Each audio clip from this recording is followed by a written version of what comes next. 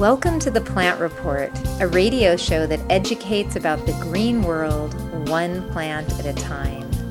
The Plant Report is a new educational resource about plants, herbal medicine, ethnobotany, and the human-plant relationship. Listen to our podcast, read our blog, watch our videos, and learn from experts and the plants.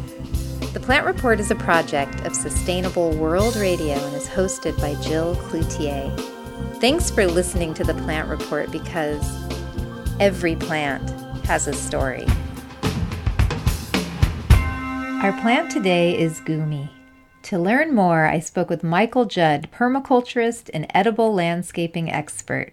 Michael is the author of the new book, Edible Landscaping with a Permaculture Twist, How to Have Your Yard and Eat It Too. It's a great book, and Michael talked a lot in the book about unusual plants and unusual fruit, and today we're going to be talking about the Goumi. Tell us some of its common names and its Latin names so people know what plant we're talking about. Okay, one of my favorite common names for the Goumi is the silver cherry. Or silverberry cherry. The Latin for it is, here I go, Elaeagnus multiflora. And it is absolutely stunningly beautiful bush. And it's what we call a permaculture all-star, meaning that it has all these different multiple functions. And the fact that it fixes nitrogen for itself, for plants around it, while at the same time fruiting, at the same time as dealing with a lot of different extreme soil conditions, environmental conditions, and looking beautiful at the same time. Well, tell us about this plant. So if you were going to describe the plant to us, maybe its height, what its flowers look like, give us a little picture of what it is. Okay. The Goumi is about 6 to 8 feet tall and wide. It's a multi-stem shrub that has beautiful green tops to its leaves and this silvery underneath to the leaf that when it moves in the wind just shimmers. And then it produces in our climate here in Maryland, zone 7, it produces these beautiful little sort of half-inch red berries in June that are speckled with silver. I mean, they're just gorgeous and they are delicious. There's a few select varieties of Goumi that have been selected because they have this sort of juicy Sprite, slightly tart flavor to them. I eat them by the handfuls, and ideally you get them right at their peak, right when they're fully ripe in June, because they'll actually enlarge a little bit. You'll get twice as much of the flesh. There's a small seed in the middle. That's pretty easy to spit out. And if you wait right when it's ripe, right when the skin is just about to wrinkle a little bit, they are heaven. They are absolute heaven. You just stand there by the bush, just handful after handful after handful. And so you can eat them raw, I take it. And how big are the berries, and then what do they taste like? They are, the ones that I've experienced and eaten are closer to the half-inch mark. They're sort of oval in shape, and they hang off these long little stems, so they dangle off the bush. I mean, it's hard to explain how gorgeous this bush is with its silver green leaves and these dangling little silver speckled fruits on it. And the flavor is, if you eat them a little too early, they can be a little astringent and tart. So again, you want to wait until they reach that more peak ripeness. And when you can tell the skin's just starting to get a little more wrinkly, perfect timing for eating them. And then they're sweet with a nice sort of an underscore of tartness to it that you just can't get enough. You just keep handfulling them into your mouth. You can cook them, and these are very high in lycopene. This is an antioxidant that's being touted as being, a boost and a fight against certain types of cancers. So just in general, it's this tonic berry to eat, so very medicinal. But when you cook it, if you want to cook it or steam it and make it into a jam or juice or drink, the lycopene levels actually go up. So there's a benefit to eating this raw, and there's a benefit to actually processing it into jam or something. It's not got a high pectin content, so you might want to add that if you're making a jam to it. I've made some wine out of it that I thought was mighty good. It didn't stick around very long.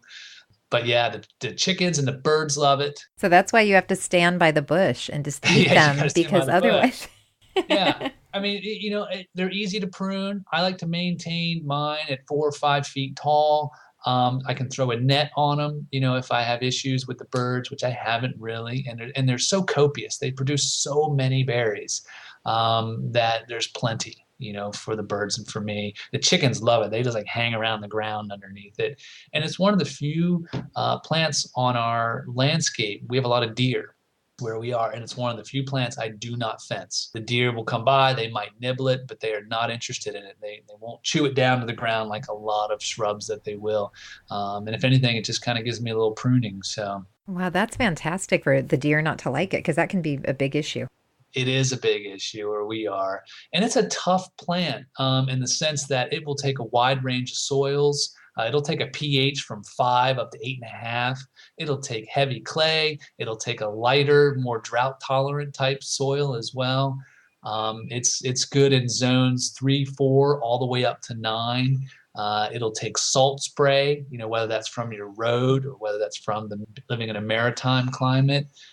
Just very adaptable. It's one of my go-to for edible landscaping, where there's a tough spot where something won't grow. That's what I go with, and it's beautiful and it fits in. Ideally, you would plant 2 for optimum fruit set, but they are partially self fertile, meaning that they will produce some on their own. You may have mentioned, but what about sun needs? Does it need a lot of sunlight? Ideally full sun. They will take a little bit of light shade. You probably lose a little bit of your fruit production. They'll go into light shade. It's because they're considered a forest edge species, meaning that they really kind of like that edge of the forest where there's some dappled light, but you're getting full sun at certain times of the day as well. Do they need a lot of compost, or pretty much you can plant them? No, I wouldn't waste my compost on these guys. They're so tough, kind of like a fig. You don't want to make your fig soil nice. I give them the tough spots.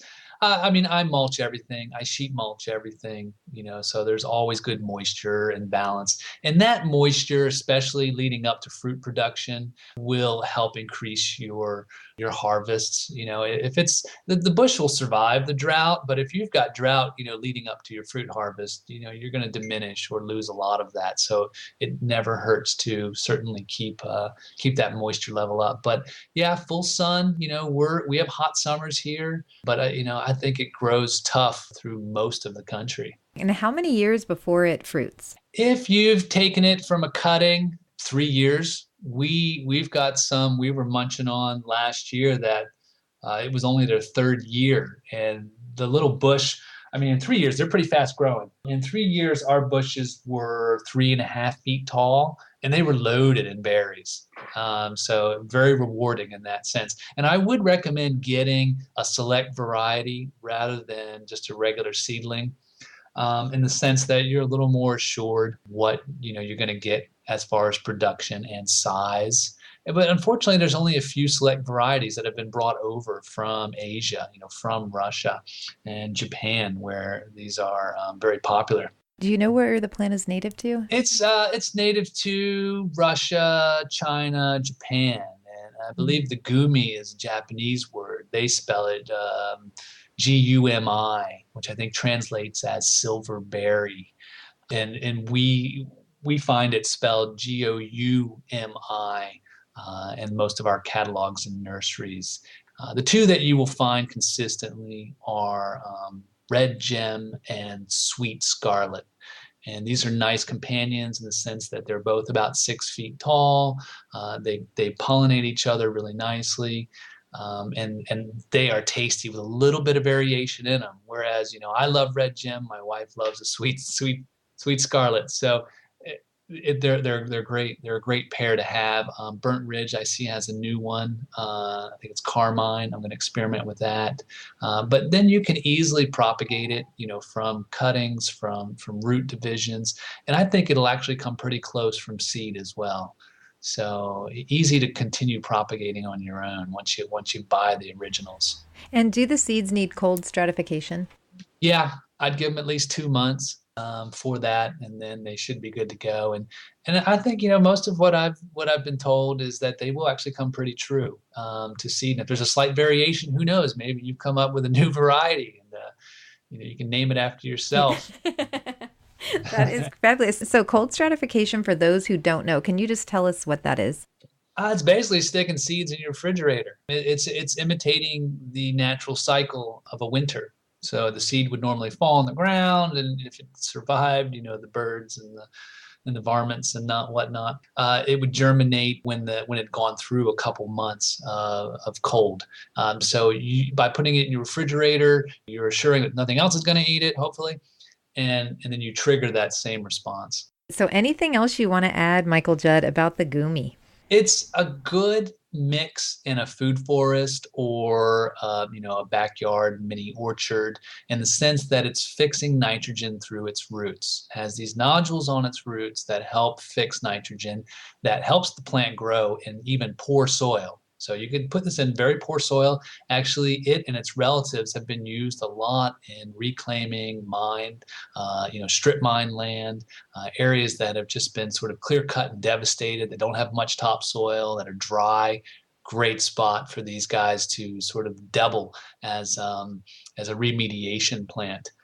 As well as something that's great for eating. And the birds, you talk about a habitat planting for birds. It hits all of these wonderful all-star categories of good looking, great food, great for habitat, early flowers that are great for pollinators. The flowers themselves aren't that impressive, but in mass, they're this beautiful pale yellow, creamy color that have a sweet, almost lilac smell to them. I could go on and on about Goumi. It is one of those few plants that